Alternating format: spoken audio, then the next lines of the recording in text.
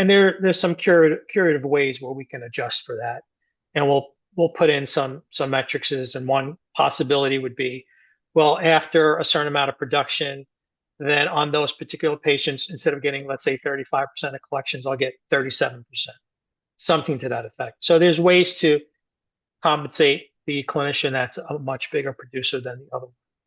But again, typically speaking, especially if you're buying a practice, if you're paying 50% of the value of a business, presumably you'd want to get 50% of the profits. That makes sense in my book. Or even 50% of the ability to produce 50% of the clinical dentistry, right? I mean, that's the Correct. problem. And that was your point exactly, Yeah. right? So if you have, the senior doctor, for example, who's hogging up all the procedures and not giving the junior doctor the ability, right? Or and if that's the case, yes, you want to share in the production equally, right? Sometimes a younger clinician doesn't have the speed yet to be able to produce half. And if that's the case, that's okay. But it's not okay if the senior doctor is, hogging up all the cases, all the big cases, and leaving the lesser productive cases to the junior partner. That's not fair. Right. That's